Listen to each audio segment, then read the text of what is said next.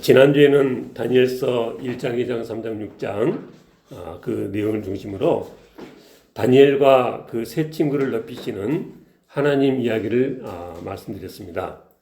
1장에는 자기 몸을 더럽히지 않겠다고 바벨론 왕의 엄한 명령에도 불구하고 왕의 진미를 거부한 다니엘과 그 세 친구 이야기가 나오고요. 2장에는 느부갓네살 왕 꿈의 해석을 통해서 하나님께서 다니엘을 바벨론 총리까지 높여주셨다. 그런 이야기.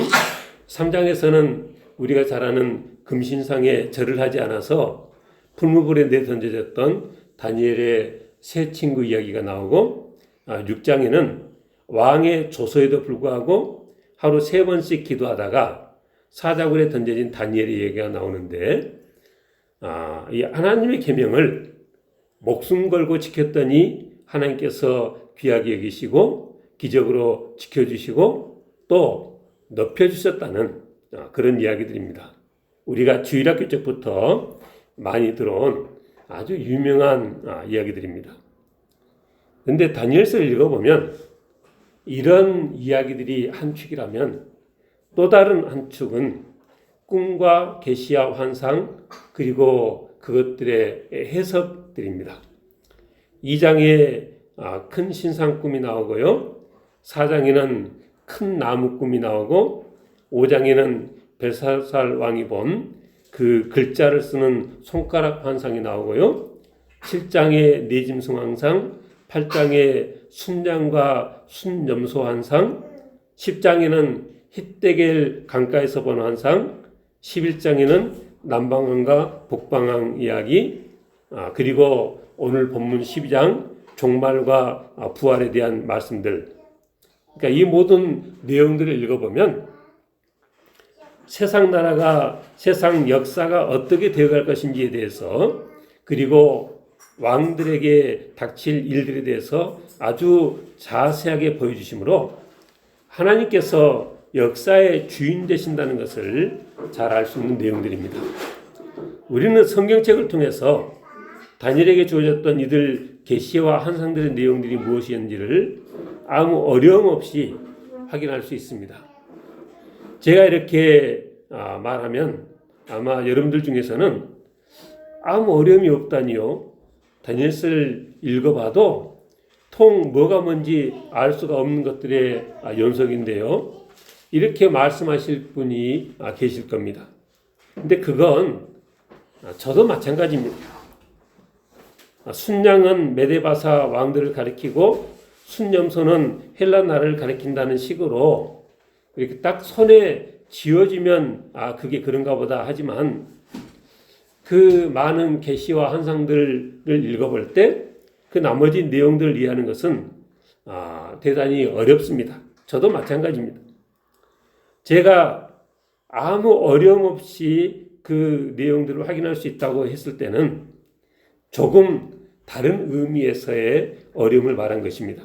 무슨 말인가 하면 다니엘이 천사를 통해 이 귀한 계시와 환상들을 받아서 우리에게 전해줘서 우리는 그 책을 읽기만 하면 되지만 그러나 그 당시 다니엘이 천사로부터 이들 계시와 환상을 받을 때는 육체를 지닌 인간으로서 대단히 많이 힘들었다는 것입니다. 8장 27절에 보니까 나 다니엘이 지쳐서 여러 날 앓다가 일어나서 왕의 일을 보았다. 그리고 그 환상으로 말미암아 놀랐다. 그렇게 되어 있습니다. 그러니까 이 계시를 받을 때 너무나 지쳐서 여러 날 앓았다는 거죠. 우리도 옛날에 보면 이 신내림을 받은 사람들이 여러 날 막 앓고 하는 것을 동네에서 옛날에 본 적도 있거든요. 그런 거죠.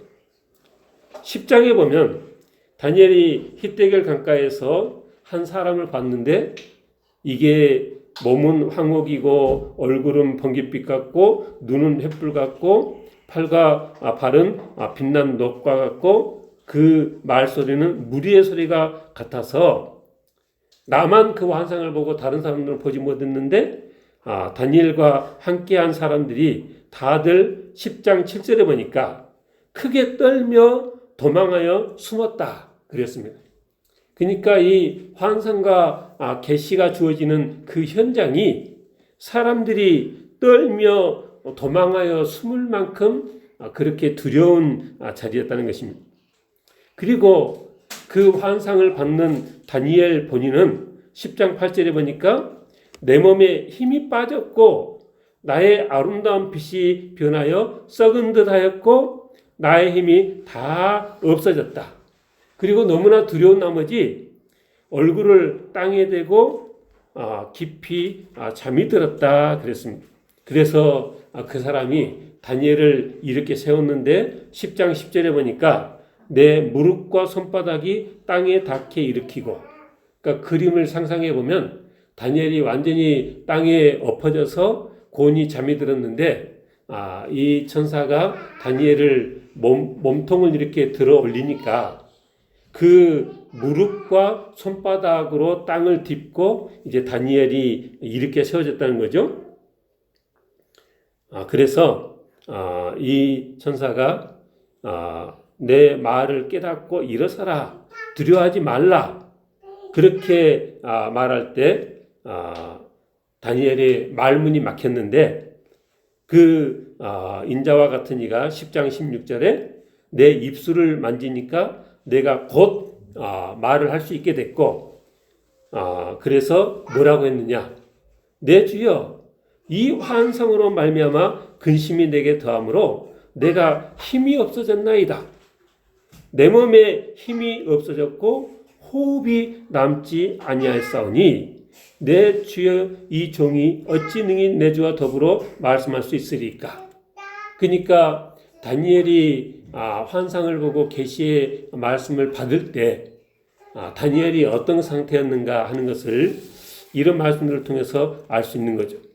다니엘이 그렇게 말하니까 이 사람 모양 같은 것 하나가 다니엘을 만져주고 또 나를 강건케 해서 두려워하지 말라, 평안하라, 강건하라 그렇게 말하니까 다니엘이 곧 힘이 났다 그랬습니다. 주께서 나를 강건하게 하시사오니 말씀하시옵소서 하면서 이제 그 말씀을 듣고 얘기를 나눌 수 있었다는 것입니다. 그러니까 계시를 받고 환상을 보는 것이 그렇게 두렵고 힘든 거라면, 우리라면 다니엘처럼 계속해서 계시를 받고 환상을 보고 또 그 뜻이 무엇인지 알고자 애쓰고 그랬을까? 근데 다니엘서 읽어보니까 다른 사람들과는 달리 다니엘은 계시와 환상의 비밀이 무엇인지 그리고 그 뜻이 무엇인지 알기를 원해도 아주 간절히 원했더라는 것입니다. 다니엘서 9장 3절에 보니까 다니엘이 금식하며 베옷을 입고 재를 덮어쓰고 주 하나님께 기도하며 간구하기를 결심했다 그랬습니다. 그 비밀을 깨닫기 원해서 금식하며 베옷을 입고 재를 덮어쓰고 간절히 기도했다는 것입니다.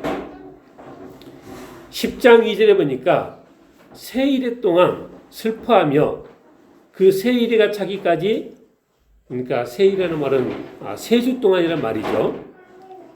좋은 떡을 먹지 아니하며 고기와 포도주를 입에 대지 아니하며 또 기름을 바르지 아니했다. 그때 천사가 와서 하는 말이 네가 깨달으려 하여 내 하나님 앞에 스스로 겸비하게 하기로 결심하던 첫날부터 네 말이 응답을 받았다. 그러니까 하나님께서도 다니엘이 그렇게 그 비밀을 깨달으려 하는 열심이 있고 그래서 스스로 겸비한다는 것을 하나님께서도 알아보셨다는 거죠. 그리고 그런 다니엘을 하나님께서 기뻐하시고 즉시 다니엘의 기도에 응답해 주셨다는 것입니다. 9장 21절에 보니까 뭐라고 했냐면 내가 기도할 때 이전에 환상 중에 본 그 사람 가브리엘이 빨리 날아서 저녁 제사를 드릴 때쯤에 내게 이르더니, 제가 그러니까 이 성경을 읽으면서 천사들은 그냥 우리 하나님처럼 하나님은 무소부지하시잖아요. 그러니까 어느 곳에나 동시에 계시는데 천사는 무소부지한 존재가 아니잖아요. 그러니까 우리는 어떻게 그런지 모르지만 날아서 오는 거죠. 천사가. 그래서 이 가브리엘이 빨리 날아서 하나님께서 보내시니까 이 저녁 제사들쯤에 다니엘에게 당도했다. 뭐 그렇게 읽어집니다. 근데 그 가브리엘이 와서 뭐라고 했느냐면 네가 기도를 시작할 쯤에 명령이 내렸으므로. 그러니까 기도가 시작되자마자 하나님께서 야 가브리엘아 다니엘한테 가봐라. 하나님이 명령해서 그렇게 빨리 날아왔다는 것입니다. 10장에도 보니까 두려워하지 말라 내가 깨달으려 하여 내 하나님 앞에 스스로 겸비하기로 결심하던 첫날부터 네 말이 응답받았다 그랬습니다. 하나님께서 다니엘의 그 중심을 알아보시고 신속하게 응답해 주셨다는 것입니다. 죽을 것처럼 힘들고 두려워도 도망가지 않고 오히려 하나님께서 보여주시는 그 계시와 환상의 뜻이 무엇인지 간절히 알고자 한 다니엘을 하나님께서는 기쁘게 여기셨다는 것입니다. 그리고 다니엘서 곳곳에 그런 다니엘을 일컬어서 큰 은총을 받은 사람이라 이렇게 썼습니다. 9장 23절에 너는 크게 은총을 입은 자라 그런즉 너는 이 일을 생각하고 그 환상을 깨달을지니라. 무슨 얘기예요? 하나님의 비밀을 깨닫게 되는 것이 은총이라는 거죠.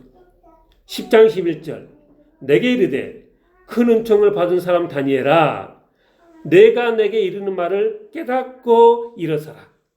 동일한 말씀입니다. 10장 19절 이르되 큰 은총을 받은 사람이여 두려워하지 말라 평안하라 강건하라 그랬습니다. 우리도 모두 다 이 큰 은총에는 관심이 많습니다. 근데 계시와 환상을 받느라고 힘들었던 다니엘을 보니 그리고 다니엘과 함께 했던 그 당시 두려워서 도망갔던 다른 사람들을 보니까 이 큰 은총이라는 것도 감당할 만한 그릇이 되어졌을 때 받을 수 있는 것이다 라고 생각이 되어진다는 것입니다. 포로 신분으로 끌려가서 그 짧은 시간에 그 큰 나라 총리에 오른 큰 은총도 그들이 죽으면 죽으리라는 믿음의 그릇으로 그렇게 나아갔을 때 받을 수 있었던 것이다. 오늘 종교개혁주일 겸 성찬식이 있는 주일인데요. 이 중세교회라는 거대한 기득권 세력에 맞서서 두려워하지 아니하고 죽으면 죽으리라는 각오로 믿음으로 나아간 개혁자들에게 종교개혁이라는 큰 은총이 주어졌습니다. 우리가 성찬예식을 행하는데 우리 주님도 십자가 고통이 두려워 피하지 않으시고 하나님의 뜻을 이루기 위해 온몸으로 그 모든 고통을 감당하셨을 때 빌립보서 2장 9절에 보니까 하나님이 그를 지극히 높여 모든 이름 위에 뛰어난 이름을 주셨다 그랬습니다. 큰 은총을 우리가 바란다고 그게 내게 주어진 것이 아니고요. 큰 은총을 쫓아다닌다고 그게 내가 잡을 수 있는 것 아니고요. 세상을 두려워하지 않고 내가 죽으면 죽으리라는 믿음을 가지고 나아갈 때 큰 은총이 내게 주어진 것이고 그 과정이 힘들고 두려워도 도망가지 않고 피하지 않고 계시와 비밀을 깨달아 알고자 사모할 때 큰 은총이 내게 주어진다는 것을 우리가 기억해야 되겠습니다. 다니엘이 받은 계시와 환상들의 구체적인 내용들 그리고 그 뜻과 비밀이 무엇인지는 여러분들이 직접 다니엘서를 펴들고 살펴보시기 바랍니다. 오늘 저는 이 시간에는 다니엘이 받은 계시와 환상들에 대해서 그 내용을 아주 간략히 정리하는 것으로 말씀을 마치고자 하는데요. 다니엘서 2장에 그 느부갓네살 왕의 큰 신상 꿈을 보니까 세상 나라 역사에 대한 꿈입니다. 숭근머리는 느부갓네살 왕을 가리키고요. 그 다음 은으로 된 가슴과 두 팔의 나라는 이 느부갓네살 왕보다 조금 못한 나라인 거고요. 그 다음으로 노소로 된 배와 넓적다리 나라는 녹 같은 나라고, 그 다음으로 쇠로 된 종아리 나라가 이어지고, 그 다음 쇠와 진흙이 섞인 발과 발가락 나라로 이어질 것인데, 그 신상꿈의 제일 마지막에 보니까 손대지 않은, 사람의 손이 닿지 않은 한 돌의 나라, 하나님께서 세우신 나라가 이 모든 나라를 쳐서 멸망시키면 그 모든 나라들이 다 부서져서 여름 타작마당 겨같이 돼서 바람에 불려 간 곳이 없게 될 것이다. 우상을 그친 돌은 태산을 이루어서 온 세계에 가득하게 되는데 영원히 망하지도 아니하고 그 국권이 다른 백성에게 돌아가지도 아니하고 도리어 모든 나라를 쳐서 멸망시키고 영원히 설 것이다. 그렇게 쓰고 있습니다. 이 세상 역사에 대한 계시가 바벨론 마지막 왕 벨사살 왕 때도 이어집니다. 그래서 7장에 보니까 벨사살 왕 원년에 네 짐승 환상으로 그걸 설명했는데 사자, 곰, 표범, 무서운 짐승으로 그걸 설명했고요. 8장에서는 벨사살 왕 3년에 다니엘에게 또 환상이 보여졌는데 그때는 순양과 순염소 환상, 순양은 메데바사, 순염소는 헬라를 가리킨다. 이렇게 설명들을 했습니다. 근데 이 두 환상도 마지막에는 결론이 어떻게 되느냐. 7장에 보니까 7장 18절 그렇게 많은 나라들이 이어지지만 맨 마지막에 지극히 18절에 지극히 나쁘신 이의 성도들이 나라를 얻으리니 그 누림이 영원하고 영원하고 영원하리라. 세상 역사가 이렇게 요동치지만 결론은 버킹엄이 아니라 결론은 성도들이 나라를 얻을 것이다. 7장 22절에 보니까 옛적부터 항상 계신 이가 와서 지극히 높으신 이의 성도들을 위하여 원한을 풀어주셨고 때가 이르매 성도들이 나라를 얻었더라. 무슨 얘기예요? 이 악한 무리를 대적해서 우리가 힘써 싸워서 이기는 게 아니라 하나님께서 오셔서 우리의 원한을 풀어주시고 때가 되면 하나님의 은혜로 성도들이 나라를 얻게 될 것이다. 7장 27절에 나라와 권세와 온천한 나라들의 위세가 앞으로 어떻게 되느냐. 지극히 높으신 이의 거룩한 백성에게 부침받으리니. 그러니까 다 하나님의 백성에게 예속되어질 것이다.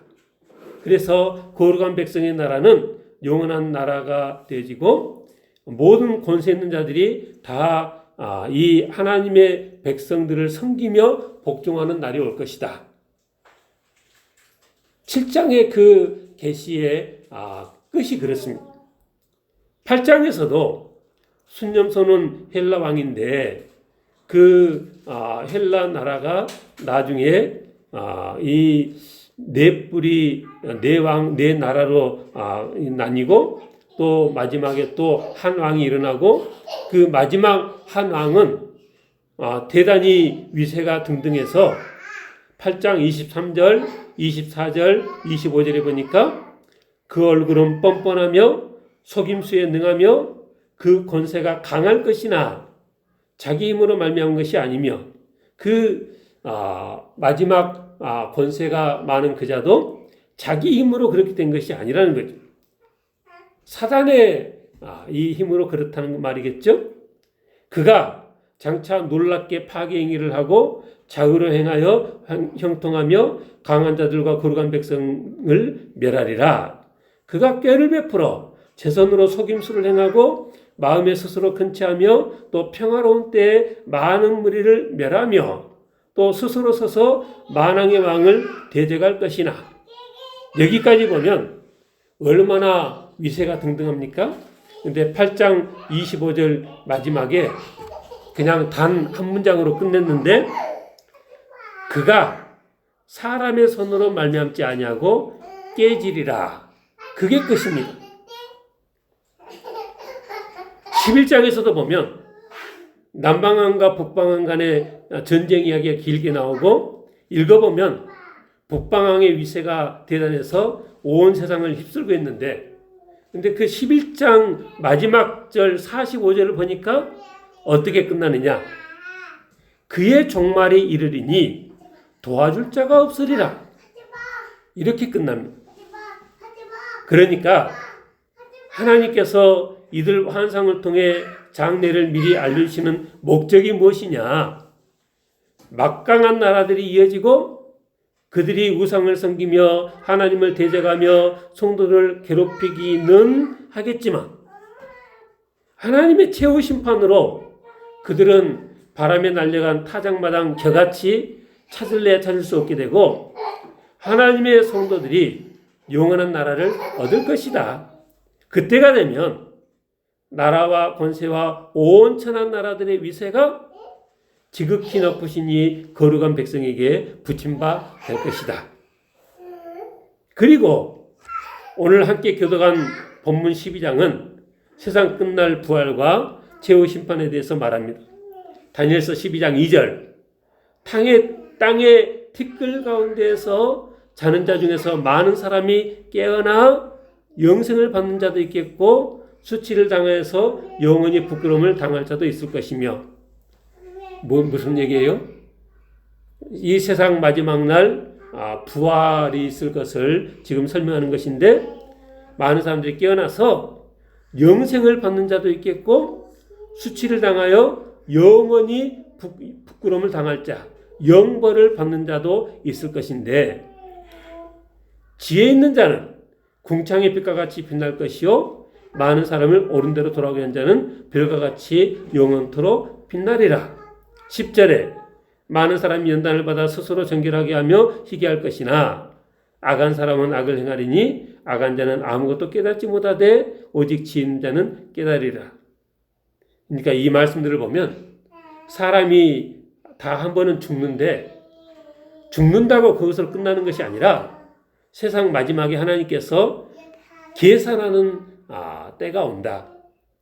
계산하는 날이 오면 어떤 자는 영생을 받고 어떤 자는 영벌을 받을 것이다. 영생을 받는 사람 중에서도 특별히 빛이 나는 사람들이 있을 것인데, 지혜 있는 자는 궁창의 빛과 같이 빛날 것이고 많은 사람을 옳은 대로 돌아오게 한 자는 별과 같이 영원토록 빛나리라. 우리가 이웃초청 비율을 정해놓고 우리가 기도하고 이렇게 하고 있는데, 주님께서 명하신 것처럼 땅까지 증인의 사명을 감당하고 모든 민족을 제자 삼는 자를 하나님께서 별과 같이 영원토록 빛나게 하신다. 다니엘서에서는 우리가 쓰고 있습니다. 우리 모두는 지혜인 자가 되고 많은 사람을 옳은 대로 돌아오게 한 자가 되어서 궁창의 빛과 같이 빛나고 별과 같이 영원토록 빛나는 성도 다 되시길 주님으로 축원합니다. 다니엘서는 12장 13절에 이렇게 끝납니다. 너는 가서 마지막을 기다리라. 이는 네가 평안히 쉬다가 끝날에는 네 몫을 누릴 것임이라. 사람이 죽으면 다들 세상 끝날이 올 때까지 기다린다는 것이죠. 그 시간 동안 평안히 쉬고 있으면 세상 끝날 네 몫을 누릴 것이다. 그러니 믿음 잃지 말고 소망을 가지라. 이런 말씀입니다. 우리도 모두 아직 살아있을 때 믿음으로 최선을 다해서 그 끝날에 누릴 복이 있는 복된 인생 다 되시길 주님으로 축원합니다. 기도하겠습니다.